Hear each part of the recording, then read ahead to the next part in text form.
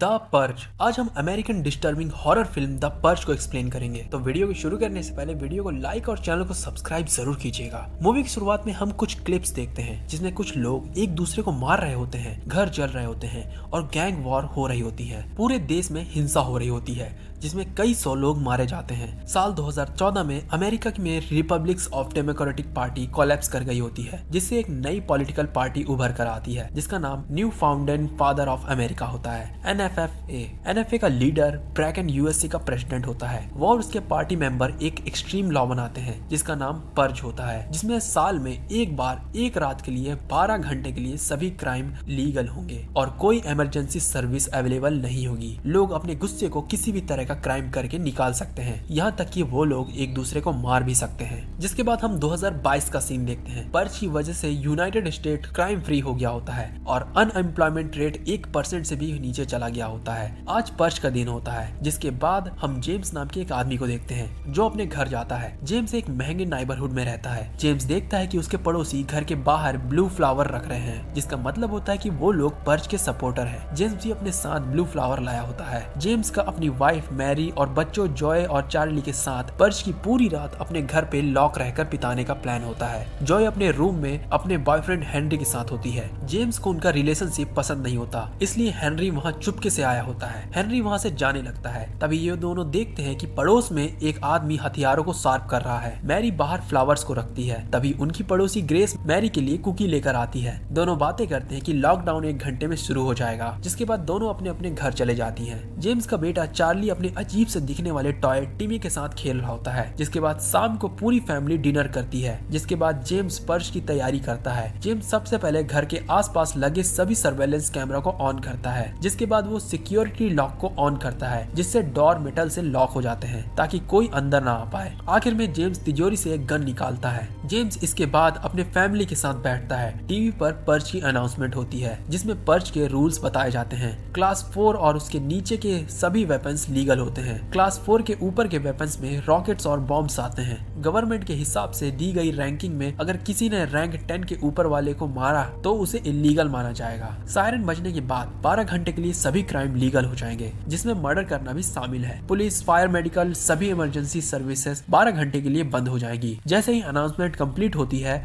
Siren बजता है, जिसका मतलब है कि पर्ज चालू हो गया है। जेम्स अपने बच्चों को बताता है कि हम प्रोटेक्शन में हैं, हमें कुछ नहीं होगा। जॉय अपने रूम में चली जाती है, जबकि चार्ली को पर्ज बिल्कुल पसंद नहीं होता। जेम्स उसे समझाते हैं कि ये लोगों के लिए बहुत जरूरी है, इससे वो अपना फ्रस्ट्रेशन और एंगर बाहर निकाल पाते हैं। चार्ली भी अपने कमरे में चले जाता है। जॉय को अपने रूम में कुछ आवाज आती है। आवाज हेनरी की होती है। हेनरी सिस्टम ऑन होने के पहले ही अंदर आ गया था। हेनरी कहता है कि वो जॉय के फादर से अपने रिलेशनशिप के बारे में बात करना चाहता है। वो कहता है कि क्योंकि अब वो मुझे बाहर भी नहीं निकाल सकते, इसलिए बात रखने के लिए यही सही मौका है। घर में सभी लोग रिलैक्स कर रहे होते हैं और चार्ली अपने खिलौने के साथ खेल रहा होता है। वो टिमी को पूरे घर में घुमाता है और उसमें लगे कैमरे से सब देखता है। वो टिमी को सर्वेलेंस कैमरे वाले रूम में भेजता है और कैमरे की फुटेज में वो देखता है कि एक आदमी किसी से बचकर भाग रहा है और उनके घर के बाहर पहुंच गया है। चार्ली भागते हुए ये देखने जाता है। चार्ली देखता है कि एक आदमी उनके दरवाजे पर मदद की भीख मांग रहा है। उसकी मदद करने के लिए चार्ली मेटल डोर को हटा देता है। इसी हेनरी जेम्स से बात करने के लिए जा रहा होता है। तभी उन्हें पता चलता है कि चार्ली ने डोर खोला है। जिसके बाद जेम्स भागते हुए जाता है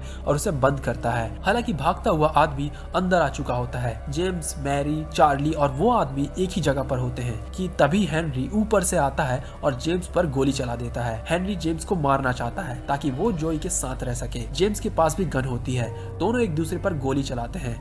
हेनरी को गोली लग जाती है। ये देखने के बाद जॉय हेनरी को बचाती है और उसे दूर ले जाती है। जिसके बाद जेम्स आसपास देखता है तो वो आदमी जो अभी अभी अंदर आया था वो गायब होता है। अपनी फैमिली को सेफ रखने के लिए जेम्स उन्हें एक सेफ रूम में ले जाता है और खुद बाहर जॉय को ढूंढने जाता है। उसे हेनरी की बॉडी जॉय के कमरे में मिलती है। जेम्स जाकर उसकी पल्स चेक करता है। इसी बीच वो आदमी जो अभी अभी अंदर आया था दरवाजे के पास खड़ा होता है, पर जेम्स उसे नहीं देख पाता। चार्ली देखता है कि कुछ लोगों का ग्रुप उनके घर के बाहर आया है। ग्रुप ने मास्क पहना हुआ होता है और सबके हाथ में हथियार होते हैं। चार्ली अपने पेरेंट्स को बुलाता है। ग्रुप का लीडर लीडर जेम्स को जानता होता है। वो अपना मास्क को हटाता है और उन्हें बताता है कि उनका एक टारगेट खो गया है। वो बताता है कि उसने जेम्स के पड़ोसी से सुना है कि हमारा टारगेट तुम्हारे घर की तरफ आया था। वो कहता है कि हमें हमारा टारगेट चाहिए ताकि हम उसे मार सके। अगर वो टाइम पर वापस बाहर नहीं आया तो हम तुम्हारे घर के अंदर आ जाएंगे और तुम सबको मार देंगे। अब यहाँ पर से मैं उस अंदर आए हुए आदमी को टारगेट कहूंगा। जिसके बाद बाहर वाले लोग इनके घर की इलेक्ट्रिसिटी काट देते हैं। जेम्स अपनी फैमिली को बताता है कि हमें टारगेट को ढूंढना होगा और बाहर भेजना होगा, पर चार्ली ये नहीं करना चाहता।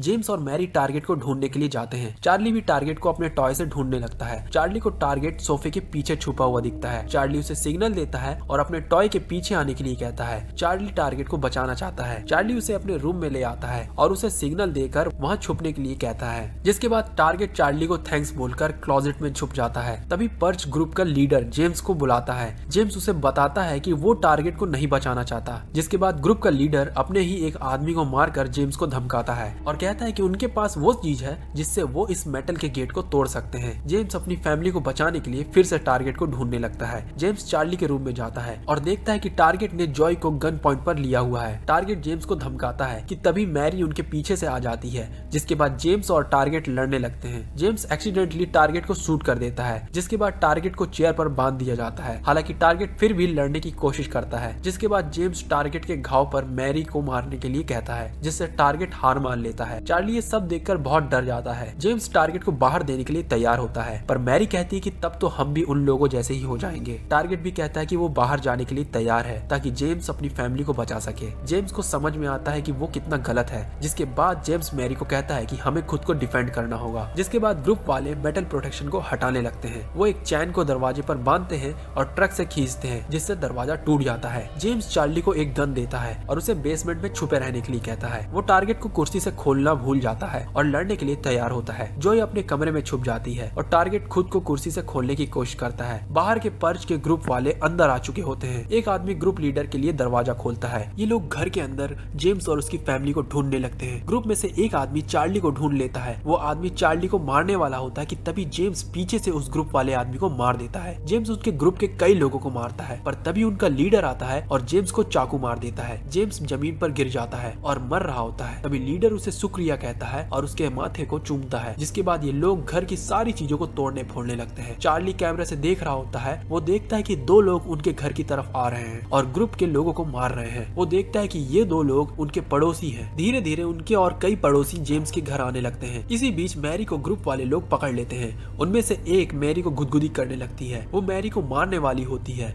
कि तभी मैरी के पड़ोसी मिस्टर एंड मिसेस हेल्बरसन उन दोनों को मार देते हैं। मैरी तुरंत जेम्स के पास जाती है, पर तभी ग्रुप लीडर वहाँ आता है। वो अपनी गन तैयार करता है और उन्हें उनके बलिदानों के लिए शुक्रिया कहता है। तभी जॉय वहाँ आ जाती है और ग्रुप के लीडर को कुछ करने से पहले ही उसे मार देती है। जेम्स का परिवार जेम्स के पास बैठता है और रोने लगता है। तभी उनके पड़ोसी वहाँ आते हैं। मैरी मदद के लिए थैंक्स बोलती है, पर तभी उसे पता चलता है कि उनके पड़ोसी खुद जेम्स और उसके परिवार को मारना चाहते हैं। उनके पड़ोसी बताते हैं कि उन्हें जेम्स से बहुत जलन होती है क्योंकि वो बहुत अमीर है और उसकी फैमिली बिल्कुल परफेक्ट है। जिसके बाद पड़ोसी जेम्स की बॉडी को घसीटते हुए दूसरे रूम में ले जाते हैं। मैरी अपने बच्चों को बचाने के लिए भीख मांगती है। पड़ोसी उन्हें डक्ट टेप से बांध देते हैं। दूसरे रूम में सभी पड़ोसी एक दूसरे का हाथ पकड़ते हैं और न्यू फाउंडेड फादर को ये मौका देने के लिए शुक्रिया कहते हैं। वो कहते थे कि वो उन्हें हमेशा से जेम्स की फैमिली को मारना था और आज उन्हें उस पर्च वाले ग्रुप की वजह से ये मौका मिला। जिसके बाद पड़ोसी जेम्स की फैमिली को मारने वाले होते हैं कि तभी टारगेट इन्हें बचाता है। वो मिस्टर हेल्बरसन को गोली मारता है और ग्रेस को गन पॉइंट पर ले लेता है। इसके बाद उनके पड़ोसी लाइन से उनके सामने खड़े हो जाते हैं। टारगेट मैरी से पूछता है कि तुम इनके साथ क्या करना चाहती हो। ग्रेस बोलती है कि हमें मारो और ये सब खत्म करो। हालांकि मैरी ये सबसे थक चुकी होती है। वो कहते हैं कि हम सब साथ में बैठेंगे 7 बजे तक, जब तक कि पर्च खत्म नहीं हो जाता। कुछ देर बाद सभी टेबल पर बैठे होते हैं। वहाँ पर बिल्कुल शांति होती है। टारगेट अभी भी गन को पड़ोसियों की तरफ किए हुए होता है। चार्ली और जॉय अपने फादर के पास रो रहे होते हैं। तभी अचानक से ग्रेस मैरी की राइफल लेने की कोशिश करती है, पर मैरी उसके मुंह पर राइफल मारती है और उसे गाली देती है। तभी सायरन बजता है और पर्च खत्म होता है। मैरी सबको घर जाने के लिए कहती है। टारगेट भी घर से जाने लगता है। जाने से पहले मैरी उसे शुक्रिया कहती है,